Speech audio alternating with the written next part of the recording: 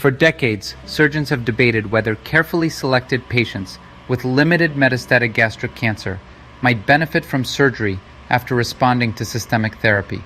The Phase 3 Renaissance trial, also known as AIO FLOT5, directly tested this question.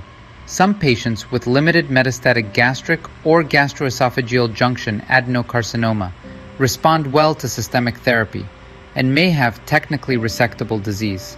But whether removing the primary tumor and metastatic disease actually improves survival required randomized testing.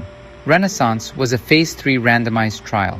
The study enrolled 183 patients with previously untreated, limited metastatic adenocarcinoma of the stomach or gastroesophageal junction.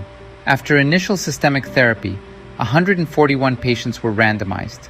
The primary endpoint was overall survival. Patients received 4 cycles of FLOT-based systemic therapy. Those without progression were randomized to continued systemic therapy or surgery involving resection of the primary tumor and metastatic disease, followed by additional systemic therapy. Adding surgery did not improve overall survival in the overall study population.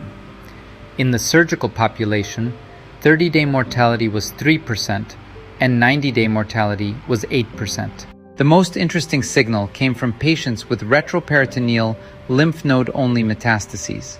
In this exploratory subgroup, median overall survival was approximately 30 months with surgery versus 17 months with systemic therapy alone. 5-year overall survival was 38% versus 19%.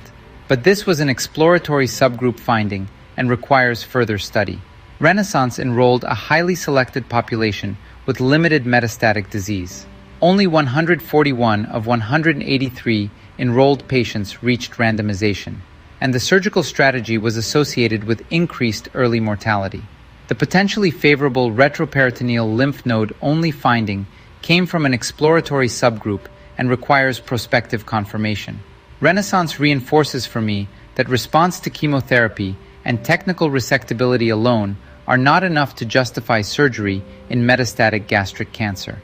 I would not routinely offer gastrectomy and metastasectomy solely because a patient with limited metastatic disease responds well to systemic therapy.